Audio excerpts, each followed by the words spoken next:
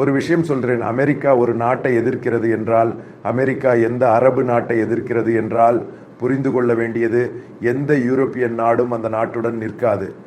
இன்று வரை வரலாறு அப்படித்தான். காரணம், 2ஆம் உலகப் போரை எடுத்து பாருங்கள்.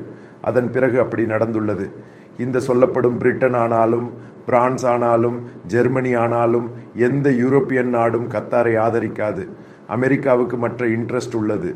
எல்என்ஜி அதை கத்தார் குளோபலாக சப்ளை செய்கிறது. அமெரிக்கா அதை டாமினேட் செய்ய வேண்டும் என்று அவர்களுக்கு ஒரு பிஸ்னஸ் ஐடியா உள்ளது. காரணம், டெரிஃப் மற்றும் பிற இஷ்யூவில் கத்தாரை தூக்கி எறிவது அமெரிக்காவின் ஒரு அஜெண்டா ஆகிவிட்டது.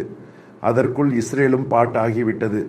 அதாவது இந்த வார் எவ்வளவு காலம் நீடிக்கும், அதாவது வைப் அவுட் செய்து முடித்த பிறகு அதற்கு பிறகு நெக்ஸ்ட் ஸ்டெப் கத்தாரில் இருக்கும். இந்த கத்தார் ஆட்சியை தூக்கி எறிவார்கள். அல்லது சில நேரங்களில் இந்த சனிக்கிழமைக்குள் இந்த ஹாஸ்டேஜஸை விடவில்லை என்றால் நிச்சயமாக நீங்கள் பார்க்க வேண்டியது, கத்தாருக்குத்தான் அடி கொடுக்கப்படும். அது முடிந்த பிறகு கத்தாரை தாக்கி பிடிப்பார்கள். அதை தூக்கி எறிந்து அழித்து விடுவார்கள். காரணம், கத்தாரிலிருந்து அமெரிக்க படைகள் வெளியேறினால் கத்தாரின் துப்பாக்கி முடிந்துவிடும். எந்த நேரத்திலும் சவுதி டேங்க்ஸ் கத்தாரில் நுழைந்து உருளும். காரணம், ஹவுதிஸை ஆதரித்தது. சவுதி மற்றும் யுஏஇயை தாக்க ஃபினான்ஷியல் எய்ட் மற்றும் வெப்பன்ஸ் கொடுத்தது. இவை அனைத்தையும் சவுதி கவனித்துக் கொண்டிருக்கிறது. இதனுடன் தொடர்புடைய ஃபர்தர் வீடியோவை நான் இன் டீட்டெயிலாக செய்வேன்.